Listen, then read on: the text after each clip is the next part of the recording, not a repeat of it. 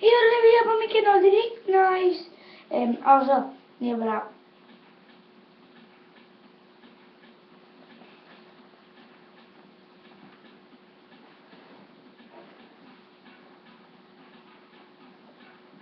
Nej, men jag ska spela ett som heter Pentel Shootout.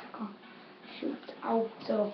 Det här är såklart var Sverige mot Tjeckien. För ni gillar videon, lämna en like och en subscribe. And, ja. Jag typ är sämst på. Yes!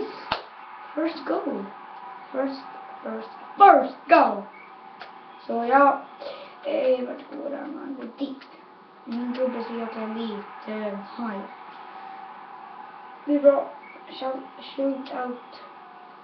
Kan inte vet hur man stavar det, bara gå in och kolla på videon eller kolla från början. Vart går den? Där. Ha! Hit the ball. What's happening with my controller? Hurry up. Jag sitter nu vid sängen och spelar. Det gör jag hela tiden.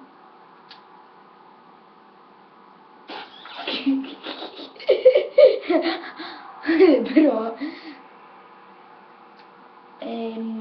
Jag ska göra en, där blir 2 shootout nu. Vad är närmast? Nej, Danmark. Kör igen.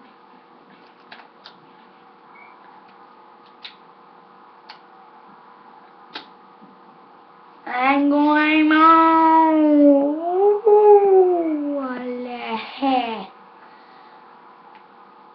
Nej! Nej! Nej! Boom! Bam! Bam straight!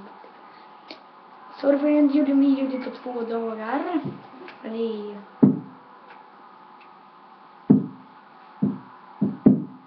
Nej, men jag hade ingen chans liksom att... Eller... Chans, det hade jag väl, men...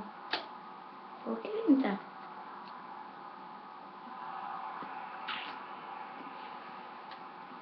Boom! Ifall ni gillar videon, like, subscribe, och så ses vi i nästa video.